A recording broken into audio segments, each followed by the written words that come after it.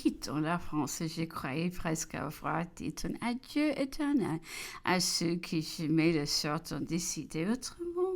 À ma grande surprise, M. de Flau passa par Aix-la-Chapelle. Pendant que nous y étions encore, il accompagnait le grand-duc de Berg lorsque celui-ci prit congé de nous afin de rejoindre l'armée qui marchait sur la Prusse. Rien de plus cruel que de voir partir pour exposer sa vie à lui qui nous est cher, de ne pouvoir lui adresser un mot d'adieu et renfermer au fond de son cœur et ses vœux et ses craintes. Revenu en Hollande, mon mari de commander l'armée qui se portait vers Wesel. Et comme on criait une descente des Anglais, puisque le pays se trouvait dégarni de troupes, il fut décidé que j'irais avec mes enfants me réunir à ma mère, qui avait conduit l'empereur jusqu'à Mayence, et qui devait passer le temps de la guerre. La princesse de Bade s'y rendit aussi de Mannheim, qu'elle habitait. Nous fîmes arriver encore tous ces jeunes dames qui m'avaient regardé si longtemps comme le sautillon et qui voulaient se rapprocher de nouvelles de leur mari. Notre seule occupation fut d'attendre les courriers, de faire des feux pour notre armée. Les jours de mon arrivée, j'ai pris le combat de Saalfeld, où périt le prince Louis de Prusse.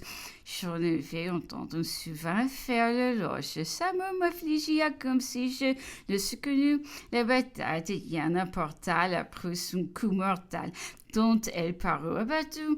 L'empereur nous avait tellement habitués à la victoire qu'il était de revers, ne venait jamais nous frapper. Notre unique pensée était la vie des combattants, notre unique effroi, les périls qui la menaçaient, une bataille qui semblait décisive exciter notre enthousiasme parce qu'elle nous faisait espérer la fin de la guerre. Cependant, elle était encore éloignée. Chaque jour, des milliers de prisonniers passaient par Mayence et défilaient sous les fenêtres de ma maison située en face du pont. Je leur fis souvent donner de l'argent. Ils étaient malheureux. Ils devenaient des Français pour moi. Nous reçûmes encore tous les généraux et tous les officiers de Hesse-Kassel. Ma mère mettait tant de grâce à les consoler, à leur offrir son appui qu'ils auraient pu oublier qu'ils étaient vaincus et en pays ennemi. La princesse de Nassau et ses filles venaient chaque dimanche chez l'impératrice et à mesure que nos armées avançaient, les princes des pays occupés arrivaient et ont demandé la protection de ma mère. La princesse de Gotha, fille des lecteurs de Hesse-Kassel, fut une de celles qui parlait de ceux de ses manières. Les malheurs de son père nous intéressa les plus vivement. Parmi les bulletins que nous arrivions, plusieurs contenaient quelque chose de offensant pour la reine de Prusse.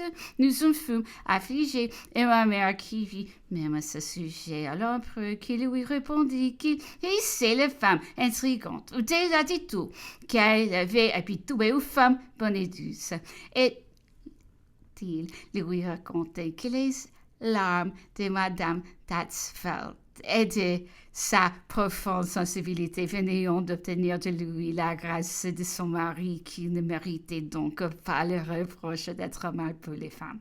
On organisa à Mayence des régiments appelés gardes d'honneur, composés de jeunes gens de milieu et des plus riches familles des Français qui commençaient par être soldats dans la troupe de l'île.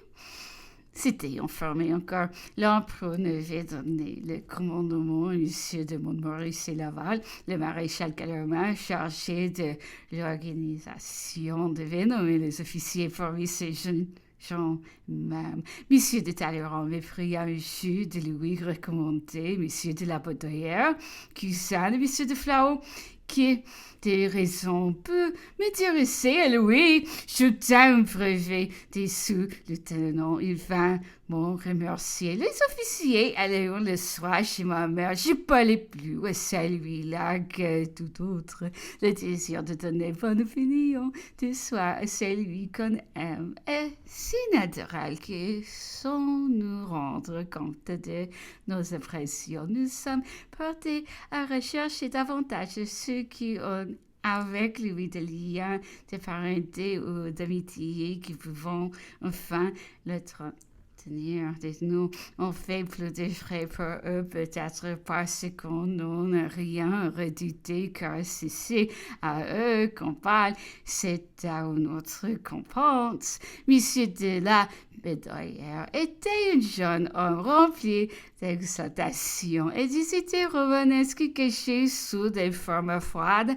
Il servait son pays contre le vœu de ses parents et contre ses propres opinions qui, quoique défavorables à l'empereur, n'avaient un peu l'empêché de prendre un service honorable à ses yeux. Sa tenue et sa figure étaient en pelle à remarquer. Son caractère sauvage, ennemi de grandement, il y portait un air farouche et un ton quelquefois tranchant, crainte de être mais surtout des femmes. Il semblait pour elle un sincère sévère et ironique, cependant admirateur de Madame de Staël, avec laquelle il avait joué la tragédie à Coppet. Car il déclamait aussi bien que Talma, son esprit juste et élevé lui avait appris que le succès dans les salons ne valait pas l'honneur dans les combats, et il avait tout quitté pour un rôle plus brillant et plus glorieux. Les discussions que j'avais avec lui étaient toutes sur l'évasion et la générosité des sentiments. J'étais loin de prévoir, je l'avoue, qu'ils ont fait naître en lui une opinion beaucoup trop flatteuse et qui, par la suite, a pu nuire à son bonheur.